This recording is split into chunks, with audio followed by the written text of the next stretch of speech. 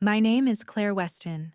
I'm 29 years old, and tonight was supposed to be one of the happiest nights of my life. 3 years of marriage, 3 years of building a home, a future, and memories with the man I thought was my soulmate, Ethan. We had planned a small, intimate anniversary dinner. Just the two of us, a quiet corner at our favorite restaurant in downtown Chicago. But at the last minute, Ethan insisted we invite his mother, Linda Weston, because she's been feeling left out lately. I agreed, reluctantly. The night started off normal enough. Champagne, polite smiles, small talk. But halfway through the evening, as the dessert menus were being set down, Linda reached across the table, took Ethan's hand in hers, and with the sweetest, most condescending smile said, "Honey, you've done your best with Claire, but maybe it's time you think about finding someone who's a better match for you." The restaurant went silent in my head.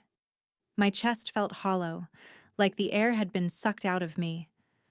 I stared at her, waiting for Ethan to defend me, to tell his mother she was out of line. But he didn't. He just sat there, frozen, as if he was embarrassed for me instead of by what she said. I folded my napkin, placed it carefully on the table, and stood up without a word. As I walked toward the exit, I knew something deep inside me had just broken, and there would be no going back from this. I wish I could say Linda's words didn't hurt because I knew my worth. But the truth is, I've been hearing some version of "you're not enough" my whole life. I grew up in Cedar Rapids, Iowa, the middle child between a perfect older sister and a wild younger brother. My mom, Susan, was the type who praised straight A's, trophies, and flawless behavior. And my sister Rachel delivered all of it effortlessly. I, on the other hand, was the quiet one, the one who worked hard but still came in a second place. I remember being 8 years old, holding up my second place spelling bee ribbon, only for Mom to sigh and say, "Rachel won first place at that age. Maybe next year, sweetheart." It wasn't cruel exactly, but it stung. Dad, Tom, was kind but distant. He worked long hours at the hardware store, and by the time he got home, he was too tired to notice who needed his attention. I spent most of my childhood learning to earn affection through effort. Bake the perfect cookies, be polite, clean my room, try again. Maybe then someone would say I'd done well. When I met Ethan in college, he was the first person who made me feel seen without me having to earn it. He laughed at my jokes, listened to my ideas, encouraged me when I doubted myself. That's why I tried so hard to win Linda over. I thought if I could just be the perfect daughter-in-law, she'd love me too. I hosted holidays, baked her favorite pies, even switched churches once because she hinted she'd like us to go to hers. But every smile from her felt like it had a price tag, one I could never afford. And deep down, the little girl inside me was still desperate for someone to finally say, "You are enough, just as you are." After that first awkward family dinner as newlyweds, I made it my mission to prove to Linda that I was worthy of being Ethan's wife. I learned all her favorite dishes, pot roast, apple cobbler, and made them from scratch every time she visited. I rearranged our living room furniture twice because she said it felt too cramped. I even started wearing more pastel colors because she once commented that my city style looked too harsh. At first, Ethan told me I was overthinking things. "She just needs time," he'd say, kissing my forehead. "She's not used to having another woman in my life yet." So I kept trying. I took on a second freelance job to help us afford a bigger apartment, one with a guest room, so Linda could stay comfortably whenever she visited. I planned every birthday, every holiday, every little family event so that no one could say I wasn't doing enough. But no matter how hard I worked, Linda found a way to remind me I was falling short. She'd drop subtle comments in front of Ethan like, "You've lost weight, sweetheart. Claire must be too busy to cook for you. Or she'd casually bring up Madison, Ethan's high school friend, who was now a successful lawyer. Such a lovely girl. I always thought she and Ethan would have made the cutest couple. Each comment was a tiny paper cut I kept bandaging over with forced smiles. Ethan would notice my silence after dinners and ask what was wrong. But when I tried to explain, he'd say, "You're reading too much into it, Claire." Mom's harmless, I started feeling invisible, like I was screaming underwater and no one could hear me. Still, I kept pushing forward, believing that if I was just patient enough, kind enough, perfect enough, one day Linda would look at me and see the woman who loved her son with everything she had. But instead, all of my effort just seemed to give her more power, more reasons to quietly remind me that I was never, and would never be, her idea of good enough. And deep down, I was starting to wonder if Ethan secretly agreed with her. The anniversary dinner had been my idea, a way to remind Ethan of how far we'd come. I even wore the dress he loved, the one I had on during our first date. I wanted that night to be about us. But the moment Linda reached across the table and took Ethan's hand, the whole room blurred. "Honey," she said sweetly, "you've done your best with Claire, but maybe it's time you think about finding someone who's a better match." The words rang in my ears, each syllable slicing through me like glass. I looked at Ethan, praying he would say something, anything. But he just stared at the table, jaw tight, as if he was embarrassed for me. The waiter came by with dessert menus, smiling politely, completely unaware that my heart had just been shattered. I swallowed hard, blinking back tears. My hands felt numb as I carefully folded my napkin and set it down on the table. "Excuse me," I managed, my voice quiet but steady. I stood up and walked toward the door, each step echoing in the restaurant's dimly lit silence. No one followed me. Not Ethan. Not even Linda. Outside, the Chicago night air hit me like a wave, cold and sharp, almost cleansing. I stood there on the sidewalk, staring at the twinkling city lights, feeling as if the world had tilted under my feet. Somewhere deep inside, something inside me snapped. Not in anger, but in clarity. I realized that if I stayed, if I kept shrinking myself to fit Linda's expectations, kept waiting for Ethan to defend me, I was going to lose myself completely. And I wasn't ready to disappear. Not like this. I didn't go home that night. Instead, I checked into a cheap motel on the outskirts of the city.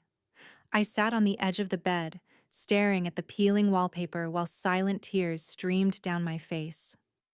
For hours, I replayed every moment of that dinner. Every time I had swallowed my pride. Every time I had stayed quiet to keep the peace. By morning, something inside me had shifted. The girl who had been begging for scraps of approval her entire life was gone. In her place was someone who was done trying. I went home when I knew Ethan would be at work. The apartment was silent, smelling faintly of his cologne. I walked into our bedroom, opened my suitcase, and started packing. I didn't take everything, just enough to start over. A few changes of clothes, my laptop, the box of journals I had been writing in since I was 13. I left my wedding ring on the nightstand.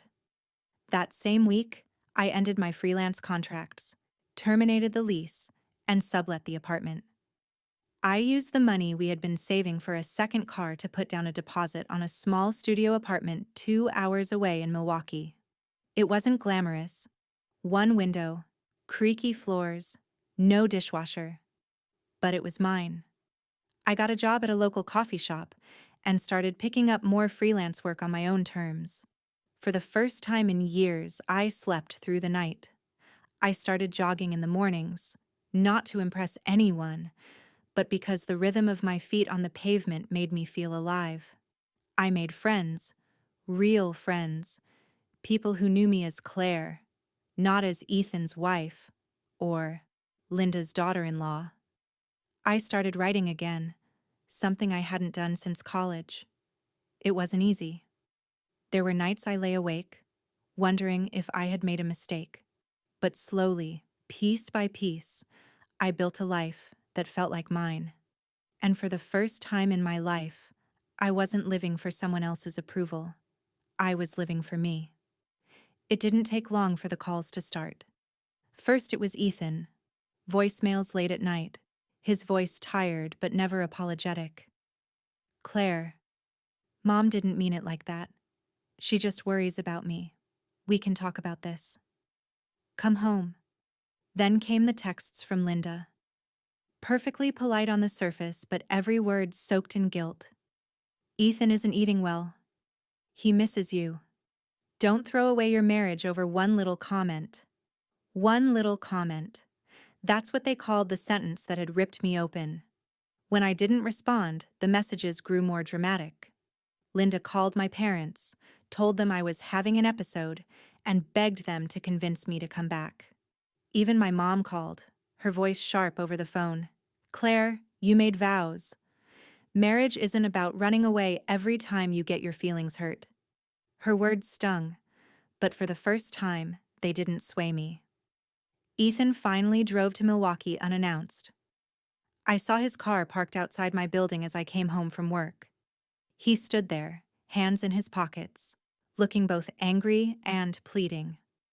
Claire, we can fix this, he said, but you have to stop making everything a war with my mom.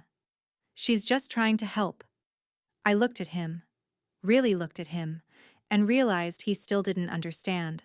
He didn't see what I had been through. He didn't see me. So I said the hardest thing I've ever said.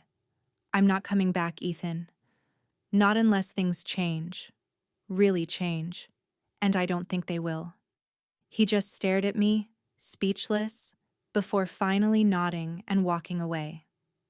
When his car disappeared around the corner, I felt something I hadn't expected. Relief. Because for once, I had chosen myself. And I wasn't going to let anyone drag me back into the life that almost broke me. It's been a year since that night at the restaurant. I still remember the sound of Linda's voice, the way Ethan's silence cut deeper than her words. But now it doesn't hurt the same way. Because today I woke up in my own apartment, made coffee in my favorite chipped mug, and smiled at my reflection in the mirror. Not because anyone told me I looked good, but because I finally see someone I'm proud of. I've built a life that's quiet, simple, and mine. I work with clients who value me. I have friends who check in on me, not out of obligation, but out of love. And when I walk into my little studio at night, I feel peace, not dread. Sometimes I wonder what would have happened if I'd stayed that night, if I had swallowed my pride one more time. But then I remember the girl who was sitting at that dinner table, silently begging for someone to choose her. And I realize she needed me to choose her first. Leaving wasn't an act of revenge. It was an act of survival. And if anyone out there is listening to this, sitting in their own version of that restaurant, shrinking themselves to fit into a life that doesn't love them back, I want you to know this. Choosing yourself isn't selfish. It's survival. And family? Family isn't proven by blood or vows. Family is proven by love, respect, and the people who fight to keep you whole, not tear you apart. I may have lost a marriage that night, but I found something so much more important. I found myself.